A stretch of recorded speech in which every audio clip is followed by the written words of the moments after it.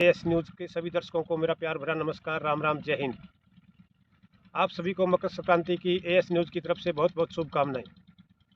दोस्तों, आज हम एक विशेष अहम सामाजिक मुद्दे पर बात करेंगे। जैसा कि संस्कृति बचाओ अभियान सभी ग्राम पंचायतों द्वारा समर्थन देकर के सरकार को एक ज्ञापन दिया जा रहा है।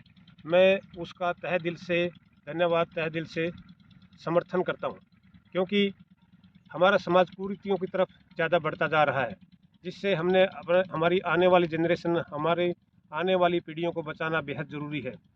और उनको जो हमारा सामाजिक सौहार्दपूर्ण भाईचारा था, उसको बचाए रखने के लिए उसका ज्ञान देना अत्यंत ज़रूरी है। और इसके ऊपर हमारी सरकार ने भी एक निर्धारित एक अच्छा कानून लाने की बहुत ही बेहद ज़रूरत है।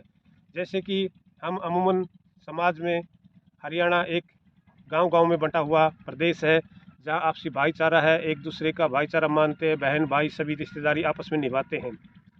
तो जो इस प्रकार की घटनाएं समाज में देखने को मिलती हैं, तो उसके ऊपर गवर्नमेंट को, सरकार को थोड़ी सी सख्ती से निपटने की ज़रूरत है। उसके लिए एक कानून लाने की ज़रूरत है, जो कि सभी ग्राम पंचायतों द्वारा संस्कृति बचाओ अभियान के समर्थन में एक पत्र लिख करके ज्ञापन दिया जा रहा है। हम उसका समर्थन करते हैं।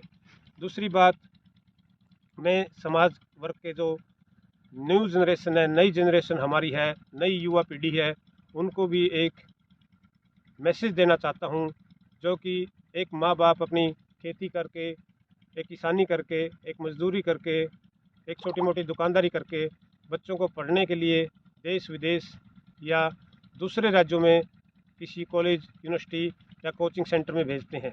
अपनी गाड़ी कमाई का पैसा उनके ऊपर खर्च करते हैं, और वो बच्चा वहाँ पर 6 महीने की कोचिंग, 1 साल का कोचिंग या पढ़ाई करके वापस पूरा करके आता है। वहाँ पर वो अपने दोस्त बनाते हैं। दोस्त बनाना, आपस में लगाव, प्यार प्रेम कोई बुरी बात नहीं है दोस्तों, लेकिन एक समय आता है, माँ बाप की कुछ इच्छाएं होती हैं। जैसे कि बच्चा पढ़ कर के आ जाता है और वो किसी पोजीशन पर पहुँच जाता है, या नहीं भी पहुँचता है, तो एक माँ बाप अपना उत्तरदायित्व निभाने के लिए उसकी शादी के बारे में सोचता है। जब वो शादी के बारे में सोचता है, तो बच्चा बोल देता है कि मैं तो वहाँ पे था, फलाने राज्य की लड़की या फलाने राज्य के लड़का से प्यार करता हूँ, मैं उससे शादी करूँगा।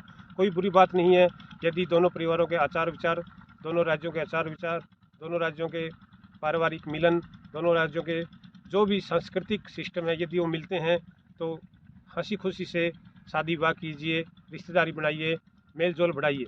लेकिन अमूमन आज की जनरेशन में देखने को आता है कि 20-22 साल, 24 साल एक बच्चा माँ बाप ने बड़े लाड प्यार से पाला है, लेकिन वो साल 6 महीने की कोचिंग के दौरान एक दोस्ती के चक्कर में अपने माँ बाप को भूल जाता है, अपने समाज को, अपने रिश्तेदारों को भूल जाता है, और वो उसी में पागल होकर के माँ बाप के ऊपर प्रेशर बनाता है कि कोई असम राज्य से है, कोई बिहार राज्य से है, कोई किसी भी राज्य से, मैं नाम नहीं लेना चाहता, कि कोई नॉर्थ ईस्ट से है, कोई साउथ से है, जहाँ हमारे आचार विचार, हमारी भाषाएँ, हमारा रीति रिवाज, हमारे तीज त्यौहार नहीं मिलते हैं, जो कि समय समय पर हम मनाते हैं, समय समय पर रिश्तेदारों के द्वारा हम तय करते हैं। बाद में क्या होता है, प्रेशर के चक्कर में माँ बाप को इग्नोर करके वो शादी कर लेते हैं, और देखने में आता है कि साल 6 महीने के बाद ही उस रिश्ते में मनमुटाव आ जाता है। मनमुटाव आने के बाद फिर क्या होता है, फिर पछताने के अलावा कुछ नहीं होता, और वो सारी जिम्मेवारी माँ बाप के ऊपर आ जाती है। इसलिए मैं उस युवा पीढ़ी को आग्रह करता हूँ, उस युवा पीढ़ी को आगाह करता हूँ कि सावधान हो जाइए, आप जहाँ भी जाइए ईमानदारी से पढ़िए, आगे बढ़िए, सक्सेस हुई ज़िंदगी में, और अपने माँ बाप का नाम ऊंचा कीजिए। लेकिन इसके बावजूद जो भी आज का सिस्टम है, उसको भी फॉलो कीजिए, मैं उससे भी मना नहीं करता, मैं भी पॉजिटिव हूँ इस मामले में, लेकिन अपने माँ बाप का ध्यान रखना, ख्याल रखना बहुत ही बेहद ज़रूरी है। धन्यवाद, जय हिंद, राम राम।